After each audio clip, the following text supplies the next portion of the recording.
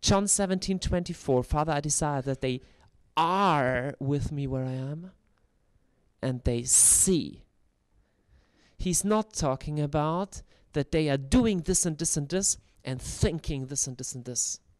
But 99% of our prayer life, we are busy thinking things. And I want to start attacking this conception of prayer. I love to see this behold and become. I love the title for this DTS, because it's actually really all about this. You behold Christ and you're transformed in his image from glory to glory.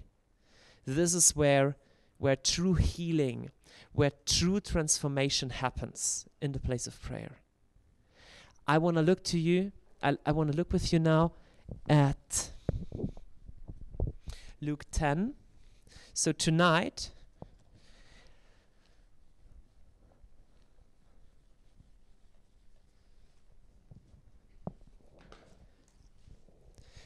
I want to go back to the focus on what it is all about. What is the main important thing?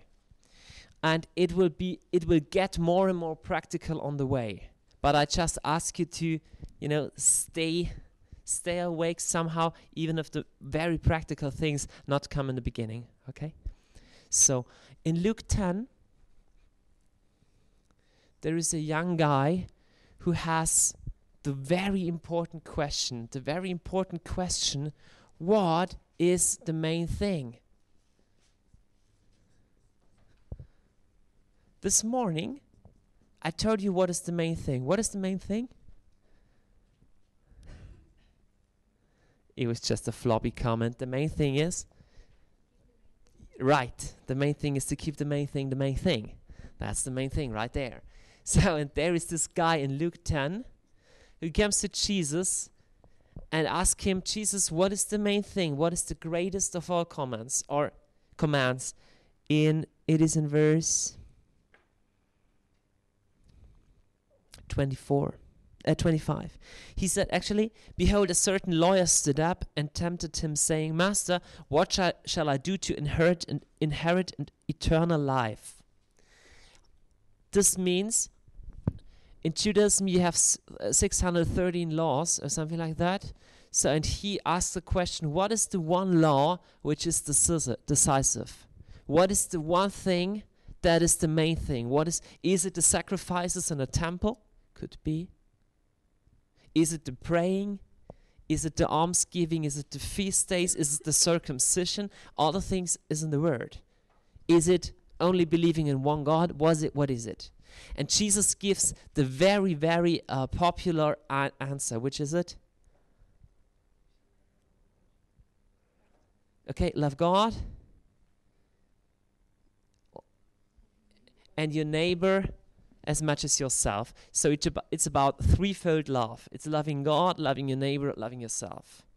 But the first thing that Jesus says it's really, I read to you from the King James Version. It sounds funny, but it's beautiful. Thou shalt love the Lord thy God with all thy heart, with all thy soul, and with all thy strength, and with all thy mind, and thy neighbor as thyself. First of all,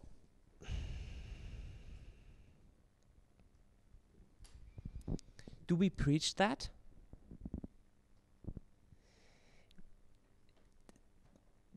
Do we dare to preach that? Like, if people say, what is Christianity all about? And he said, the main thing is that you love God. Jesus says, like, it's 3 lines, thou shalt love the Lord thy God with all thy heart, with all thy soul, with all thy strength, with all thy mind. The main thing is that you love God. In our Western Christianity, as soon as you say this, the people get nervous and they're like, yeah, but you should love your neighbor. He said, yeah, of course. But let's feel the weight of this answer for one moment. There's a parallel verse in another gospel where Jesus like, there is the first and most important commandment is to love God. And then you have the second one, which is as important, to love your neighbor. Now a question.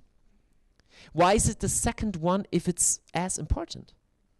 Why doesn't he say like, they are just the same. They are just two parts of one coin.